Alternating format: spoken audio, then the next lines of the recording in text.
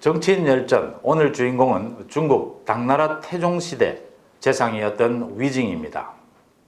위징은 쓴소리로 당시 무소불위의 권력이었던 당태종의 권력을 견제했던 정치가로 유명합니다. 당태종은 당나라 건국을 주도했고 형제를 둘씩이나 죽이고 아버지를 유폐시키면서까지 황제에 오른 인물입니다. 용맹과 지혜를 갖춰서 5000년 중국 역사에서 가장 모범이 되는 황제로 꼽히죠. 이런 황제에게 목숨을 걸고 300번이 넘는 쓴소리를 했고 10번이 넘는 죽을 고비를 넘긴 인물이 위징입니다. 지금 보시는 이게 당태종의 모습이고 당당한 모습입니다. 무예도 뛰어났다고 하고요. 그 다음 위징입니다. 위징은 목숨을 걸고 쓴소리를 했고 태종은 불같이 화를 내면서 이번에는 위징을 꼭 죽이고야 말겠다고 하면서도 결국 두 사람은 화해하고 서로 용서하면서 정관의 치라고 부르죠. 당나라를 당시 세계 최고의 나라 최전성기로 이끕니다. 문재인 정부의 특징 중에 하나는요, 집권 여당 내에서 쓴소리를 억압한다는 점입니다. 청와대나 민주당 지도부가 직접 입단속에 나서기도 하고요, 열성 지지층인 소위 문바들의 위세를 동원하기도 합니다. 최근 들어 조국 사태, 또 집권 여당의 위성정당 만들기 등을 겪으면서 많은 국민들이 특권과 불공정, 위선에 분노했고 좌절했습니다. 하지만 집권 여당 내에서는 이를 지적하고 개선해야 한다는 목소리가 거의 전무했습니다. 부산의 초선 의원인 김혜영 의원입니다. 민주당 내, 집권 여당 내 모두가 침묵할 때 민주당 최고위원이었던 김혜영 의원이 혼자 나섭니다. 김 의원은 최고위원회의에서 부모의 재력이 자녀의 학력과 소득으로 대물림되는 구조를 개선해야 한다고 지적했습니다. 김 의원은 또 청년들이 느낄 박탈감이 안타깝다고 했습니다. 김 의원은 이어 선거법을 강행 처리한 집권 여당이 위성정당까지 만드는 것은 안 된다고 꼬집었습니다. 들으시기에 모두 맞는 말 아닙니까? 또 예의를 차린 말이기도 하고요. 하지만 김혜영 의원은 수천 통의 항의 전화에 시달렸습니다. 또 당 지도부 내에서 왕따를 당했고 결국 이번 총선에서 낙선까지 했습니다. 김혜영 의원은 사실 문재인 대통령의 추천으로 정치에 입문한 민주당 주류라고 볼 수 있습니다. 이 정도의 완곡한 어법으로 김혜영 의원이 자주 노라고 말하는 것도 아닙니다. 많은 예스와 찬성 속에 가끔 꼭 필요한 노라고 한 이것까지도 용인되지 않는 정당, 민주정당이라고 할 수 있습니까? 위징과 당태종 사이에 얽힌 얘기는 많습니다. 위징은 당초 당태종 이세민의 형이죠. 태자였던 이세민의 형 태자의 참모였습니다. 당시는 당태종인 이세민과 형인 태자가 치열한 권력투쟁, 황제 자리를 놓고 권력투쟁을 할 때였습니다. 위징은 태자에게 이세민이 위험한 경쟁자, 위험한 인물이니만큼 죽여야 한다고 주장합니다. 하지만 결국 결단력이 강한 이세민, 당태종이 태자를 죽이고 황제에 오르는 데 성공합니다. 위징은 붙잡혔고요. 당태종이 묻습니다.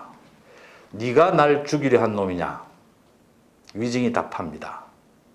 태자가 내 말을 듣기만 했더라면 지금 황제는 바뀌었을 거라고 당당하게 말합니다.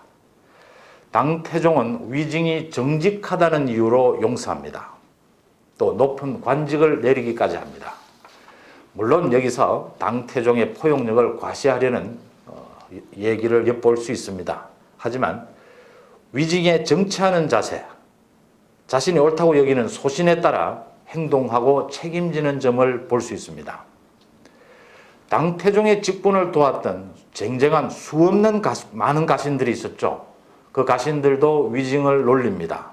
과거 적이었다는 것이죠. 여기에서도 위징은 당당하게 얘기합니다. 나는 왕실과 백성을 위해 최선을 다했을 뿐이라고 답합니다. 위징은 또 군주가 배라면 백성은 물이어서 물은 배를 띄워주기도 하지만 뒤집기도 한다는 저 유명한 순자의 명언을 여러 차례 되새깁니다. 지금 보시는 인물이 민주당의 금태섭 의원입니다. 조국 사태 당시 소신 발언으로 문바들의 집중 포화를 당했던 의원입니다. 조국 전 장관의 청문회에서죠, 금태섭 의원은 개인적인 인연에도 불구하고 도저히 조국 전 장관의 행태에 동의할 수 없다고 못 박습니다. 금태섭 의원은 이후 총선에 나가보지도 못합니다. 경선에서부터 소위 조국 수호대에 포위돼서 끝없이 시달리다 경선에서 패합니다. 김혜영 의원이나 금태섭 의원이나 모두 최소한의 소신발언일지라도 이게 가져올 후폭풍을 계산할 수 없는 사람은 아니었을 겁니다. 하지만 국민의 대변인, 정치의 기본만은 지키려 한 것입니다. 하지만 주변에서는 언론의 조명을 받기 위해 배신 행위를 저질렀다, 또 지역구 정서를 의식해 동지의 등에 칼을 꽂았다는 식의 섬뜩한 비난을 들어야만 했습니다. 위증과 당태종의 일화 가운데 이런 게 있습니다. 위증이 당태종에게 요청을 합니다. 지금 위증의 모습인데요. 저를 충신이 아닌 양신, 좋은 신하, 양신이 되게 해주십시오라고 당태종에게 위증이 요청을 합니다. 태종이 충신과 양신이 어떻게 다른가를 묻습니다. 충신은 자신의 명예만 지키려다 자신도 망치고 주군의 이름도 더럽히지만, 양신은 자신의 안락함도 누리고 주군의 명예도 지켜주는 것입니다 라고 위증은 대답합니다. 여기서 저는 놀라운 대목이라고 봅니다. 당시 절대군주 앞에서 위증은 나도 예의를 갖추고 꼭 필요한 간언만을 할 테니, 쓴소리만을 할 테니 주군도 이해하고 포용해서 같이 국정을 성공시켜보자는 제안을 과감하게 한 것입니다. 여기에는 개인의 명예나 이익이 아닌 국정의 성공을 통해 백성의 삶을 윤택하게 하려는 책임감도 엿볼 수 있습니다. 오거돈 부산시장의 사퇴를 놓고 많은 의혹이 불거지고 있습니다. 총선 이후로 성추행 사실을 연기하기 위해 집권 여당이 조직적으로 기획을 했다거나, 오거돈이 사퇴를 거부하다 다른 비리로 협박을 받은 정황이 엿보인다는 것 등입니다. 오거돈 당사자나 많은 부산시 정무직 공무원들이 잠적했거나 모르쇠로 일관하고 있습니다. 집권 여당은 당연히 일사불란하게 침묵하고 있습니다. 집권 여당이 이같이 일사불란하게 움직이며 당내 쓴소리를 철저히 차단하는 것은 국민을 보고 정치를 하는 것이 아니라 단지 야당과 경쟁하고 야당을 이기기 위해서입니다. 민주정치는 다양한 의견을 모으는 것이고, 일사불란한 자세는 전쟁 등에 필요한 효율성이라고 볼 수 있습니다. 제가 아는 많은 민주당 의원들은 말합니다.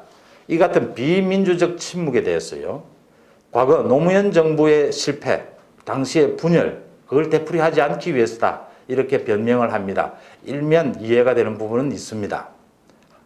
그러면서 비공개된 장소에서는 쓴소리를 마다하지 않는다는 말을 덧붙입니다.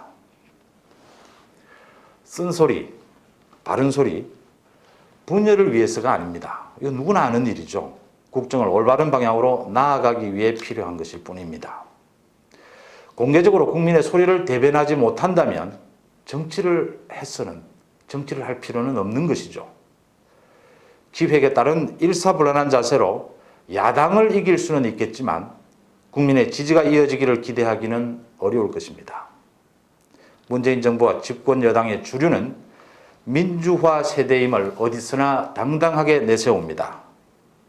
적절한 최소한의 쓴소리마저 억압하는 것을 우리는 민주주의라고 부를 수는 없습니다. 여기까지입니다.